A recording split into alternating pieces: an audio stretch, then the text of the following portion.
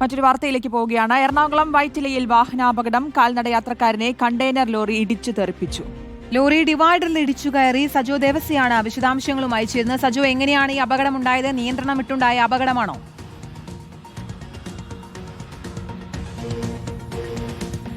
ഇന്ന് രാവിലെ 6 മണിയോടുകൂടിയാണ് ഈ അപകടം ഉണ്ടായത്. വൈറ്റിലേക്ക് അടുത്തുള്ള, അതായത് ബൈപ്പാസ് റോഡാണ്, എടപ്പള്ളി വൈറ്റില ബൈപ്പാസ് റോഡാണ്, അവിടെയാണ് ഈ അപകടം. കണ്ടെയ്നർ ലോറിയാണ്. എനിക്ക് പിന്നിൽ കാണാം. അതായത് ഇതിലിപ്പോൾ ദൃക്സാക്ഷികളായ ആളുകൾ നമ്മളോട് പറഞ്ഞൊരു കാര്യം, ഈ ഡ്രൈവർ, ഈ അപകടം ഉണ്ടായതിന് പിന്നാലെ ഇങ്ങോട്ട് എത്തിയപ്പോൾ ഡ്രൈവർ പറഞ്ഞത് ഒരു കാൽനട യാത്രക്കാരൻ റോഡ് മുറിച്ച് കിടക്കുകയായിരുന്നു. ആ റോഡ് മുറിച്ച് കിടക്കുന്നതിനിടെ ഈ അപകടമുണ്ടായി എന്നതാണ് പറയുന്ന കാര്യം. ഈ കാൽനട യാത്രക്കാരനെ ഇടിച്ചു തെറിപ്പിച്ചു. വാഹനം ഈ കാണുന്ന ഡിവൈഡർ ഭാഗത്തേക്ക് ഇടിച്ചു കയറി. ഇവിടെ ഉണ്ടായിരുന്ന സ്ട്രീറ്റ് ലൈറ്റ് പോസ്റ്റുകളൊക്കെ ഇടിച്ച് റോഡിന്റെ മറുഭാഗത്തേക്ക് എത്തി. ഇടിച്ചു തെറിപ്പിച്ച യാത്രക്കാരനെയും ഒപ്പം ഈ വാഹനം ഓടിച്ചിരുന്ന, ഈ ലോറി ഓടിച്ചിരുന്ന ഡ്രൈവറെയും ഇവിടെ നിന്ന് ജനറൽ ആശുപത്രിയിലേക്ക് മാറ്റിയിട്ടുണ്ട്. ഇപ്പോൾ നിലവിൽ അപകടനില തരണം ചെയ്ത സ്ഥിതിയിലാണ്.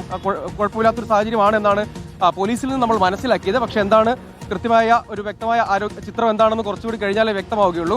അതായത് ആ ഭാഗത്ത് നിന്ന്, എടപ്പള്ളി ഭാഗത്ത് നിന്നാണ് ഈ കണ്ടെയ്നർ ലോറി വന്നത്. ഇവിടെ വെച്ച് ഈ ഇടിച്ചു തെറിപ്പിക്കപ്പെട്ട ആൾ എന്ന് പറയുന്ന വ്യക്തി റോഡ് മുറിച്ചു കടക്കാൻ ശ്രമിച്ചു.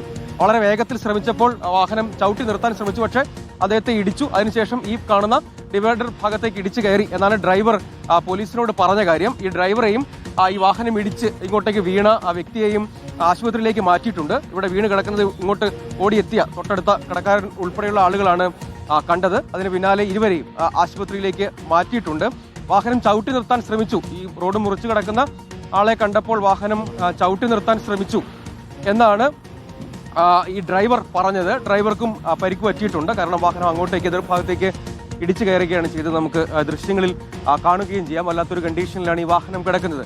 അപ്പോൾ അപ്രതീക്ഷിതമായി ഈ കാൽനട യാത്രക്കാരൻ റോഡ് മുറിച്ചു കിടക്കാൻ വേണ്ടി വേഗത്തിൽ റോഡിലേക്ക് ചാടിയപ്പോൾ ആണ് വാഹനം നിയന്ത്രിച്ചു നിർത്താനും വെട്ടിച്ചു മാറ്റാനും ശ്രമിക്കുകയായിരുന്നു. ആ ഘട്ടത്തിൽ ഈ കാൽനട യാത്രക്കാരന് തട്ടുകയും അദ്ദേഹം ഈ ഭാഗത്തേക്ക്, അതായത് ഈ ഡിവൈഡർ ഭാഗത്തേക്ക് വീഴുകയും ചെയ്തു.